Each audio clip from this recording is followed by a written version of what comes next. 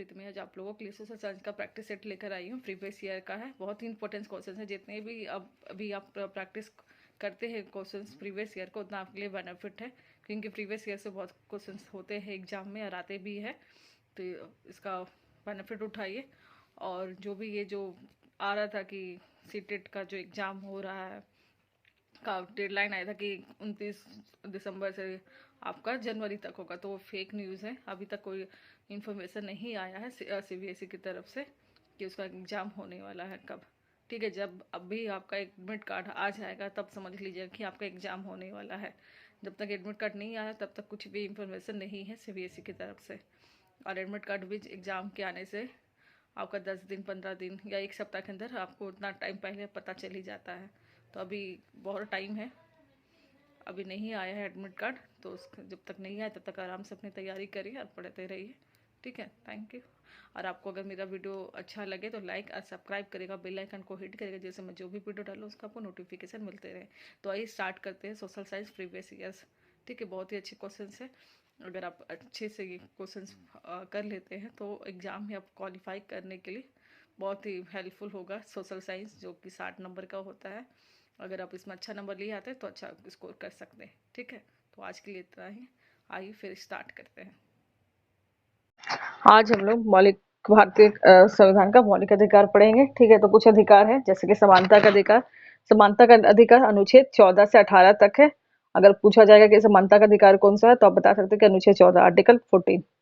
ठीक है, तो कानून की नजर में सभी लोग क्या है, समान है। इसका मतलब है कि सभी लोगों को देश का कानून बराबर सुरक्षा प्रदान करता है। यह आर्टिकल 14 में आएगा। कानून के समक्ष क्या है, सभी लोग बराबर है। ठीक है, अब इस अधिकार में यह भी कहा गया कि धर्म जाति लिंग के आधार पर किसी भी नागरिक के साथ भेदभाव नहीं किया जा सकता। ये आर्टिकल 15 में आएगा कि धर्म जाति लिंग के आधार पर किसी भी नागरिक के साथ क्या है, भेदभाव नहीं किया जा सकता। ठीक है, फिर खेल के मैदान, होटल, खेल के मैदान या होटल और दुकान इत्यादि सार्वजनिक स्थानों पर किसी सब स्थानों पर सभी को बराबर पहुंच का अधिकार होगा। ये आपका आर्टिकल 14 में आएगा। ये आपका 16 ही में आएगा। ठीक है, अब फिर रोजगार के मामले में राज्य किसी के साथ भेदभाव नहीं कर सकता। ये आर्टिकल आपका 16 में आएगा। ठीक है, 16 में। उसके बाद फिर छुआछूत की प्रथा का उन्मूलन किया गया है। ये अनुच्छेद आपका 17 में आएगा। ठीक है, इसमें एक नहीं दिया है उपाधियों का निषेध, तो उपाधियों का निषेध आर्टिकल 18 में आएगा, जिसमें क्या है कि राज्य सरकार शिवसेना और विद्या संबंधी उपाधियां दे सकती है। अगर कोई भी विदेशी विदेश से किसी को उपाधि लिया यानी कि मिल रहा है तो वो क्या है, राष्ट्रपति की आज्ञा के बिना वो उनसे उपाधि ग्रहण नहीं कर सकता। ठीक है, फिर 1950 से भारत में भारत रत्न, पद्म विभूषण और पद्मश्री की उपाधियां प्रदान की जाती है। आज जैसे कि अभी का टाइम, तभी तो बहुत सारी उपाधियां सरकार की तरफ से दी जाती है, जैसे कि अर्जुन अवार्ड हो गया, ध्यानचंद्र का अवार्ड हो गया। तो आजकल आज के टाइम पे बहुत सारी उपाधियां दी जा रही हैं। ठीक है,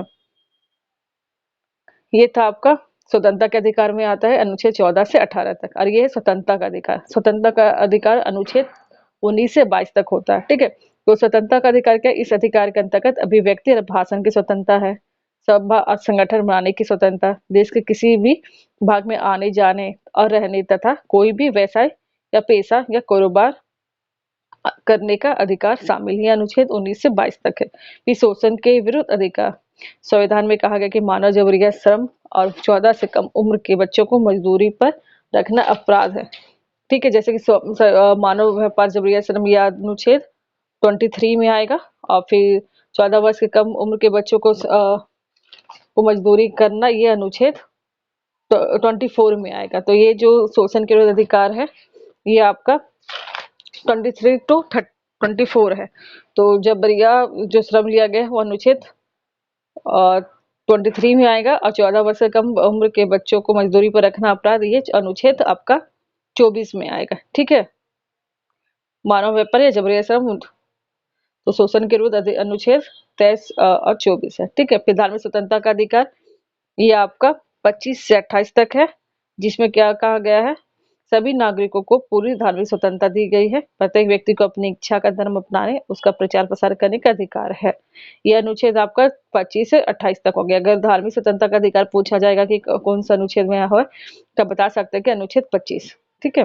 फिर संस्कृति या शैक्षिक अधिकार, ये आपका अनुच्छेद 29 और 30 है, यानी कि 29 और 30। अगर संस्कृति या शैक्षिक अधिकार पूछा जाएगा तब बता सकते हैं कि अनुच्छेद 29। ठीक है। इसमें संविधान में कहा कि धार्मिक या भाषाई और सभी अल्पसंख्यक समुदाय अपनी संस्कृति की रक्षा और विकास के लिए अपने अपने शैक्षणिक संस्थान खोल सकते हैं। ठीक है। इसमें इसमें फिर राज्य किसी तरह का भेदभाव नहीं करेगा, सभी अपनी अपनी धार्मिक या भाषाई सभी अल्पसंख्यक समुदाय क्या है संस्कृति की रक्षा और विकास के लिए अपने अपने शैक्षणिक स्थान खोल सकते हैं, और राज्य सरकार किसी को भी अनुदान देने में किसी भी तरह का वो भेदभाव नहीं करेगा। यह अनुच्छेद 29-30 है। ठीक है। फिर संवैधानिक उपचार का अधिकार है। यदि किसी नागरिक को लगता है कि राज्य द्वारा उसके किसी मौलिक अधिकार का उल्लंघन हुआ है तो इस अधिकार का सहारा लेकर वह अदालत में जा सकता है, यानी कि सर्वोच्च न्यायालय उच्च न्यायालय जा सकता है। अगर किसी भी व्यक्ति को लगे कि उसके मौलिक अधिकार का हनन हुआ है तो वो सर्वोच्च न्यायालय या उच्च न्यायालय जा सकता है। ये संवैधानिक उपचार का अधिकार आर्टिकल 32 है। ठीक है। तो ये है आज का मौलिक अधिकार। ठीक है। ये जो आपका केबीएस और सीटेट दोनों एग्जाम के लिए बेनिफिट है। अगर ये वीडियो आपको अच्छा लगे तो लाइक और शेयर सब्सक्राइब करिएगा, बेल आइकन को हिट करिएगा, जिससे मैं जो भी वीडियो डालूं उसका आपको नोटिफिकेशन मिलते रहे। ठीक है। Thank you.